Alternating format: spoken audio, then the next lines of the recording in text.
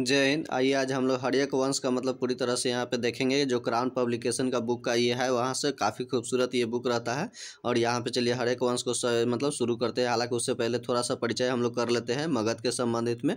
तो चलिए बिना समय को गवाए सीधे हम लोग क्वेश्चन के ऊपर आते हैं। जैसे कि यह अथर्ववेद, अथर्ववेद में ही आपको मगध का सर्वप्रथम उल्लेख मिलता है। तो ये चीज़ याद रखना है। ऑप्शन में भी आप आ जाता है कि ऋग्वेद के अथर्ववेद की किसमें मगध का पहली बार चर्चा मिलता है। तो आपको याद रखना होगा अथर्ववेद में आपको मगध का चर्चा मिलता है। महाकाव्य में, महाकाव्य कहने का मतलब जो रामायण और महाभारत है उसके अनुसार जो क्या है कि बृहदत्त ने था मगध राज्य की स्थापना किया हुआ था। तो ये चीज़ आपको याद रखना होगा कि मगध वंश का संस्थापक कौन है। तो आपको वह बृहदत्त था। किसके अनुसार? तो महाकाव्य के अनुसार था। तथा वह वसु का पुत्र था तथा जरासंध का क्या था? पिता था। तो ये यहाँ से जुड़ा हुआ है, जो कि आप यहाँ से ऐसे भी याद कर सकते हैं। देखिए हम आपको लिख दिए वसु, वसु का पुत्र कौन सा था? आपको बृहदत्त था। और बृहदत्त का पुत्र कौन था? तो ये जरासंध था। जरासंध यहाँ पे देख लीजिए, ये है आपको जरासंध। जरासंध का मतलब पुत्र कौन था? बेटा तो सहदेव था। और सहदेव का बेटा कौन था? तो ऋपुजय था। ये आपका इसमें आपको मिलता है। तो इस तरह से आपको लगातार इसमें से मुख्य रूप से आपको याद रखना होगा। तो एक आपको हर्यक वंश के मतलब ये आपको मगध से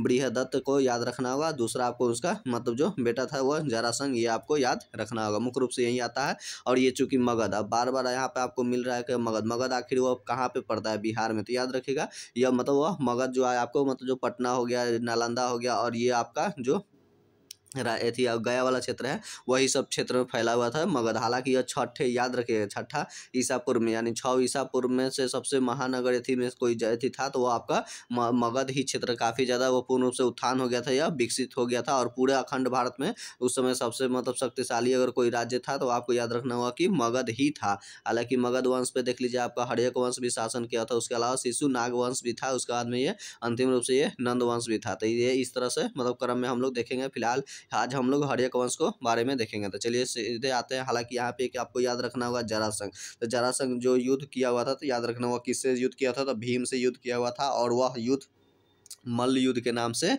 जाना जाता है। तो चलिए हर्यक वंश के बारे में आते हैं। अब बातें हैं यहाँ पे मतलब कि हर्यक वंश। तो हर्यक वंश में देख लीजिए यहाँ पे बिंबिसार है। हालांकि बिंबिसार का मतलब शासनकाल नहीं उतना इंपॉर्टेंट है, बस इतना याद रखिए कि यहाँ शॉर्टकट में एक आपको लिख दिया कि बिंबिसार, इसने राजगीर का क्या हुआ था? निर्माण किया हुआ था। तो चलिए, तो हर्यक वंश के यह वंश का संस्थापक था जो कि बिंबिसार था। तथा यह याद रखना, यह बिंबिसार है। एक आपको बिंदुसार, इस तरह से बिंदु टाइप का मिलेगा तो वह मौर्य वंश में आपको मिल जाएगा। लेकिन ये बिंबिसार है, याद रखिए यहाँ पे बिंबिसार है। तो याद रखना ये आपका हर्यक वंश में शासक आता था। हर्यक वंश का संस्थापक था तथा वह महात्मा बुद्ध का क्या था? मित्र था, यानी कि दोस्त भी था, साथ ही साथ उनका संरक्षक भी था। क्योंकि हमने बोला आपको कि 6 ईसा पूर्व में, क्योंकि गौतम बुद्ध का मतलब ये जन्म कितना हुआ था? तो आपको याद होगा कि 540 ईसा पूर्व में उनका जन्म हुआ था, यानी कि 6 ठीक छठा मतलब शताब्दी ईसा पूर्व की यह बात है। तो ये आपको याद रखना होगा कि बिंबिसार यह उनके मतलब हर्यक वंश का संस्थापक है। और गौतम बुद्ध के दोस्त भी थे तथा उनका संरक्षक भी था। इसने क्या किया था?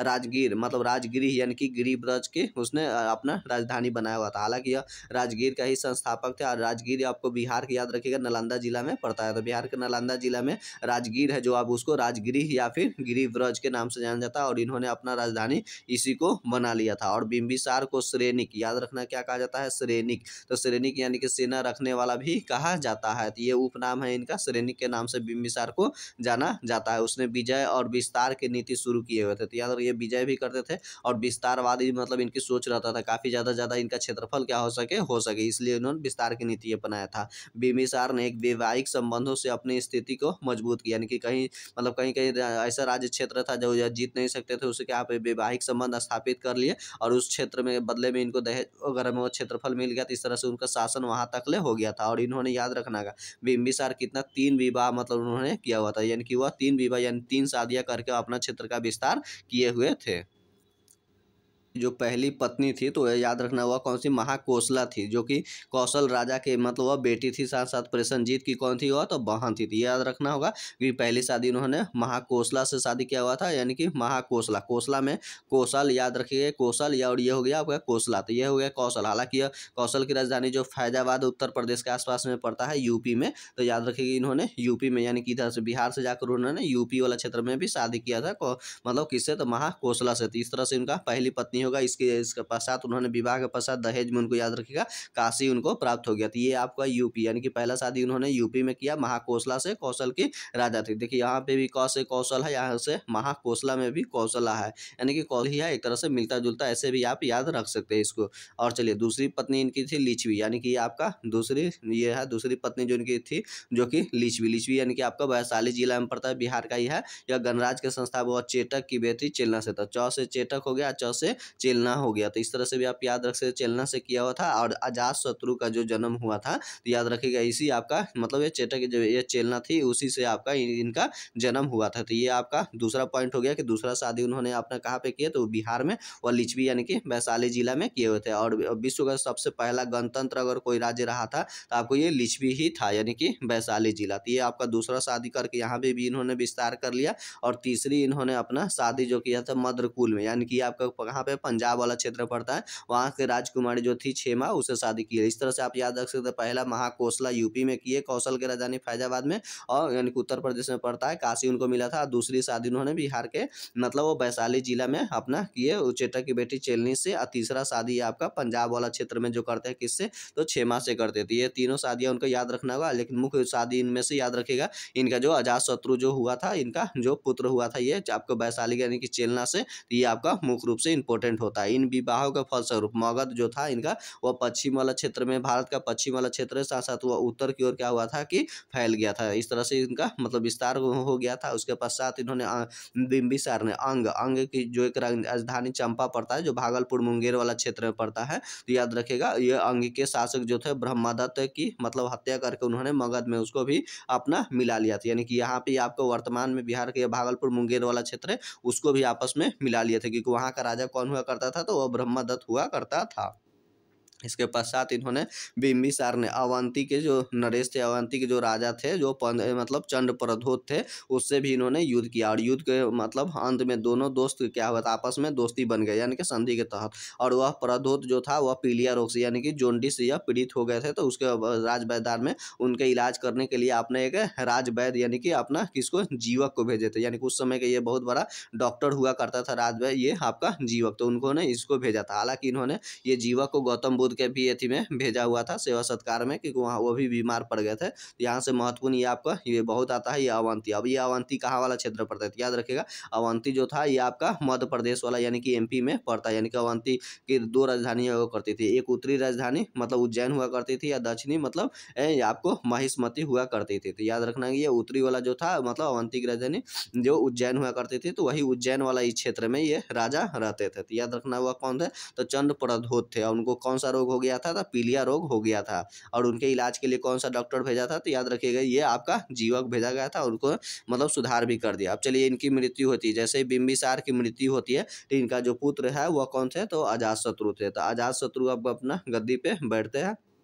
अजातशत्रु याद रखा, अजातशत्रु का अर्थ होता है जिसका कोई भी शत्रु ना हो। जिस तरह से एक उपाधि इनको मिला हुआ है मतलब राजेंद्र प्रसाद को, उनको भी अजातशत्रु के ही नाम से जाना जाता है। तो आपको ये याद रखना होगा। इसका मुख्य अजातशत्रु में याद रखिए इन्होंने राजगीर का क्या हुआ था, किलाबंदी करा, क्योंकि अजातशत्रु के पिता क्या किए, राजगीर शहर को बसाया, लेकिन शहर बसाने के पश्चात उसका किलाबंदी जरूरी था। इन्होंने अजातशत्रु ने राजगीर का क्या किया, किलाबंदी करवा दिया। अब बात यहाँ पे आते हैं अजातशत्रु के बारे में। तो याद रखना होगा अजातशत्रु अपने पिता जो कि बिंबिसार की हत्या करके शासक बना था, तो अपने ही पिता का अजातशत्रु ने हत्या कर दिया था। और अजातशत्रु का जो बेटा था उदयन, वो भी क्या किया था, अपना पिता यानी कि इनको अजातशत्रु की हत्या कर दिया था। यानी कि ये पितृहंता के टाइप का चलते आ रहा था ये कुछ 2-3 शासक में, तो ये आपको देखने को यहाँ पे मिलेगा। तो यहाँ से मुख्य आपको याद रखना होगा, अजातशत्रु ने राजगीर का किलाबंदी करवाया, साथ साथ अपने पिता की हत्या किया, और इन्हें कुनिक के उपनाम से भी जाना जाता है। तो याद रखना अजातशत्रु का उपनाम क्या है, कुनिक, जो काफी ज्यादा इंपॉर्टेंट है, ये आपका बार बार एग्जाम्स में ये पूछा जाता है। इसने अपने कौशल हमने आपको बताया, कौशल का राजधानी श्रावस्ती जो फैजाबाद उत्तर प्रदेश में पड़ता है यूपी,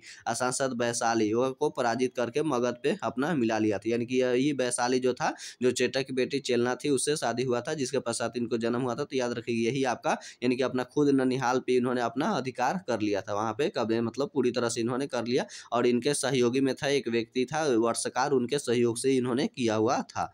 चलिए आगे के क्वेश्चन की ओर चलते हैं कि वैशाली के युद्ध में जो याद रखिएगा वो अजात अजातशत्रु ने महाशिला कंटक, ये महाशिला कंटक यानी शिला मतलब आपका पत्थर होता है। आप क्योंकि आप बाहुबली मूवी में देखे होंगे कि बहुत सारा पंडाल में यानी कपड़ा में जो आपको इस तरह से पर्दा लगा कर जो फेंकता है, मतलब वह दोगो मतलब ऐसी पत्थर को गोला बनाकर, तो यानी कि जो बाहुबली, तो वही आपको क्या है महाशिला कंटक। उस युद्ध में क्या हुआ, उस नीति को महाशिला कंटक कहा गया। साथ साथ जो रथ मूसल, रथ मूसल कहने का मतलब जो भल्लाल देव जो रथ लेकर चलता था और आगे की तरफ चक्री में उसको क्या होता था, सबको काट देता था इस तरह से, तो रथ मूसल, तो वह था और रथ मूसल। तो आपको ये आपको बाहुबली का मूवी में आपको ये महाशिला कंटक साथ साथ ये रथ मूसल ये दोनों आपको देखने को मिला था। तो यही युद्ध नीति में उन्होंने प्रयोग किया था। और जैसे ही हथियारों का प्रयोग किया गया था, यानी कि यही सब हथियार मुक्त था, महाशिला कंटक और रथ मूसल था। उन्होंने उनके मंत्री जो था वर्षकार के काफी सहायक सिद्ध हुआ था, यानी कि यही मंत्री जो उनका सेनापति अजातशत्रु का वर्षकार काफी ज्यादा सहयोग करके इन्होंने युद्ध को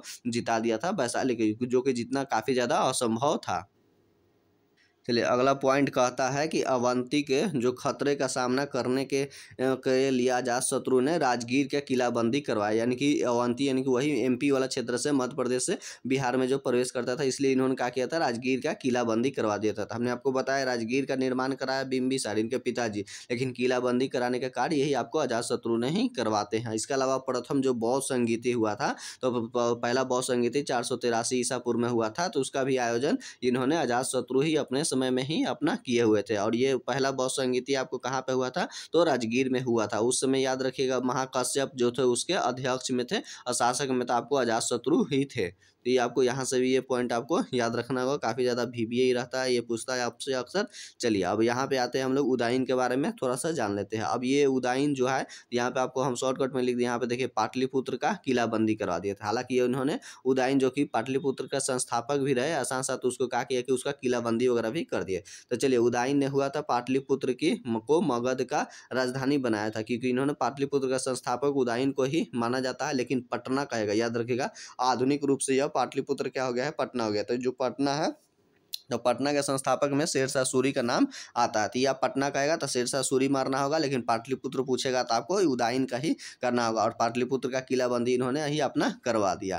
तो चलिए इसके अलावा इन्होंने अपना राजधानी भी उसी को बना लिया। इन्होंने अपना पटना में गंगा और सोन के संगम पर उसे किला भी मतलब बनवाया था। तो ये आपको इसमें भी हम बता दिए। इस वंश का अंतिम शासक, हालांकि याद रखना ये उदाईन जो थे ये भी अपना मतलब पिताजी के यानी कि अजातशत्रु की हत्या करके गद्दी पे बैठे हुए थे। उसके पश्चात उदाईन के जो पुत्र होते हैं और उसका अंतिम शासक भी थे, कौन थे, नागदशक। तो यह हर्यक वंश का अंतिम शासक के रूप में आपको जाना जाता है। तो इस तरह से आपका ये देखिएगा, तो आपका हर्यक वंश समाप्त। और नागदशक की हत्या की याद रखिएगा किस व्यक्ति ने किया था, तो अमर्त्य शिशुनाग ने कर दिया था। तो ये अमर्त्य शिशुनाग ने करके अपना शिशुनाग वंश की स्थापना मतलब शुरू होता है यहाँ से। तो ये आपको देखिएगा तो हर्यक वंश आपका समाप्त हो जाता है। तो हर्यक वंश में से आप हमने लोगों ने देखा कि पहला आपको बिंबिसार के संबंध में, और बिंबिसार की हत्या उसके बेटा मतलब जो अजातशत्रु करते हैं, और उसके फिर अजातशत्रु की हत्या तीसरे नंबर पर आपका उदाईन थे उन्होंने कर देता। और उदाईन का सबसे अंतिम यानी कि वो उदाईन का जो पुत्र था यानी कि नागदशक, वह हर्यक वंश का अंतिम शासक के रूप में जाना जाता है। तो ये हमने आपको मुख्य रूप से यहाँ पे मतलब रिकॉल हमने आपको करा दिया हर्यक वंश काफ़ी कम समय में।